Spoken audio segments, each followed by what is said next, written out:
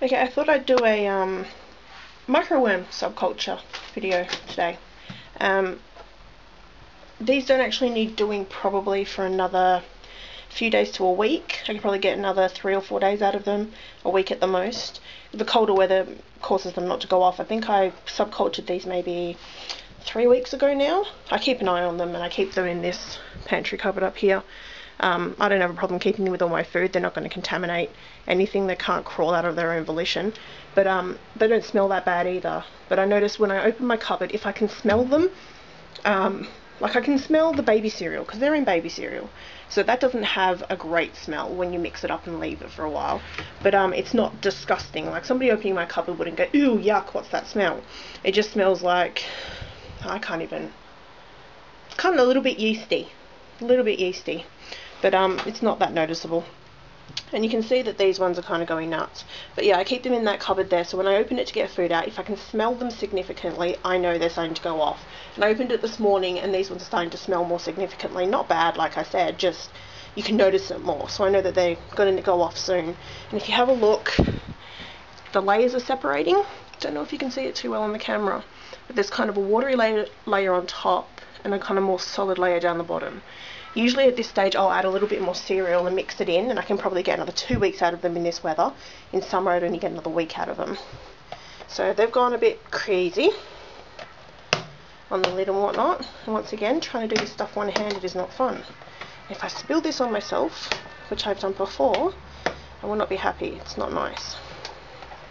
So we will carefully open this lid. Alright. See all those wormy worms? They're just begging to be fed to fish. Actually, I might do that. Don't know if the fish will be able to see them to eat. So, my big community tank. Just dunk it in there. And we'll see what happens. Seems a waste to flush them down the sink if the worms will eat them. I mean, the fish will eat them. Oh, yeah, they can see them. So that is how many microworms you get. All that cloudy stuff is the microworms. That's not their food. Like, that's not the medium that they were in. That's all microworms, that cloud. That is how many microworms you get off the lid. So when you're feeding them, you only need a tiny smidgen. I mean, people overfeed microworms all the time, and I'm guilty of it too, until I worked out that you really only need a tiny smidge. A little finger worth will do a big tank of fry. So you can see that cloud. Yep, they can see it to eat them.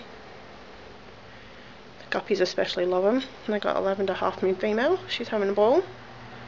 Alright, enough of my fish tank. We'll get back to the microworms.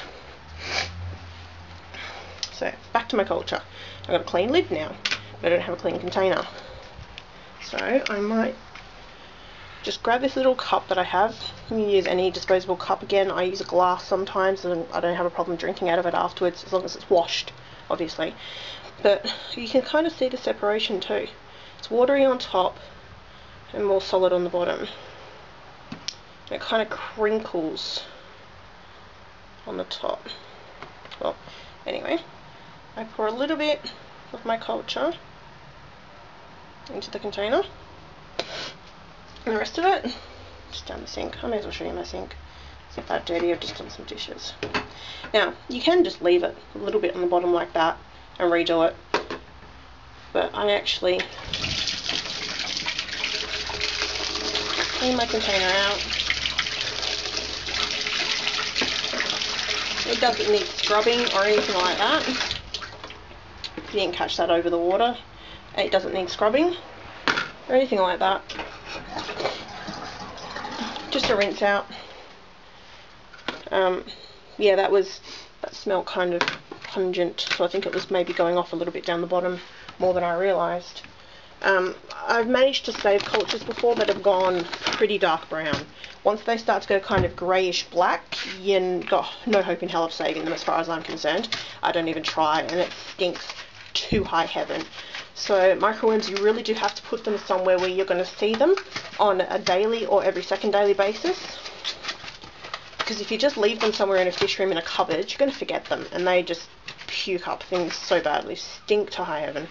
I haven't really planned this well. There we go, scissors. So I just use Farrex original baby cereal. So $2.20 for a box.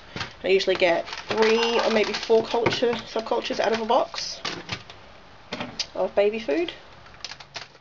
Okay, I'm back. My sister loves to call me at inappropriate times. She calls me half a dozen times a day. Anywho, let's get back to what I was doing. So yeah, we've got the Parax, baby cereal. I just took it out because it was easy to open it with one hand. I put about 1 centimetre worth in the bottom of my container. So, about 1 centimetre worth. A little bit less, a little bit more, doesn't really matter.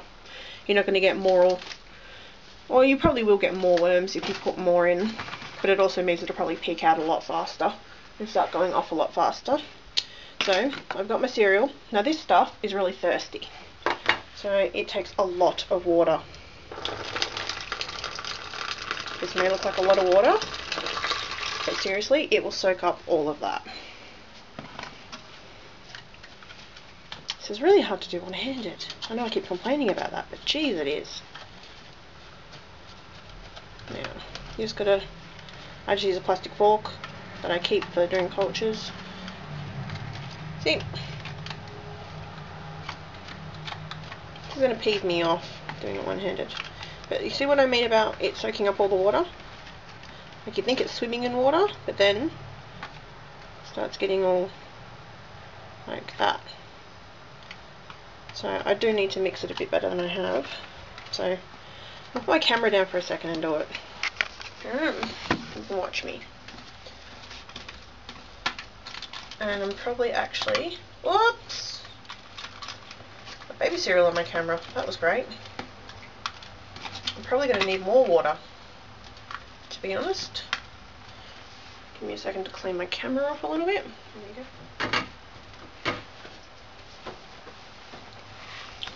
You can see it's chunky, and we don't want it chunky. So what I can use instead, should be easier, spray bottle. But this is probably going to aggravate me, as it will still take a lot more water. See, it's still a lot thicker than what I would normally use it.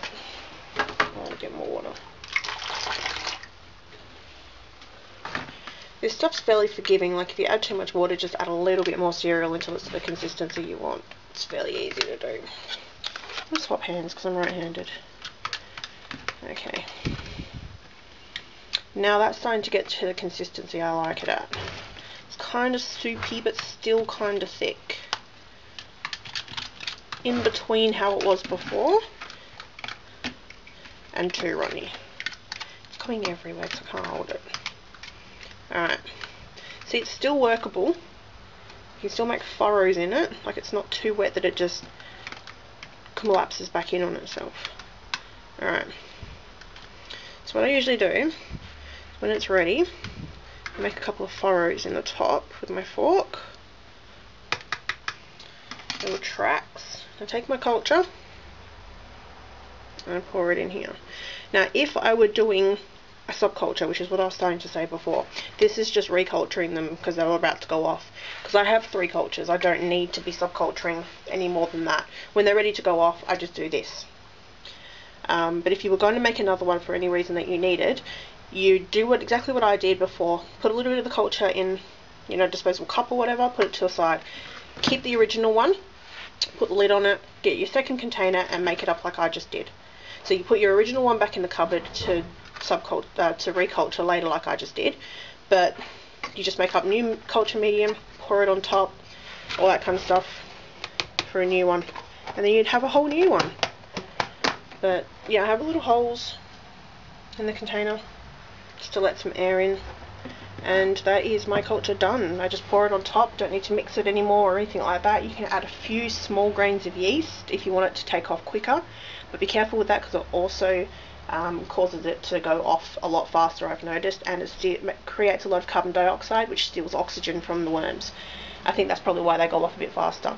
But just a few small, like not even a pinch, like a tiny 6 grains or so of yeast, and if you've seen yeast, you've seen how small it is. You really don't need that much.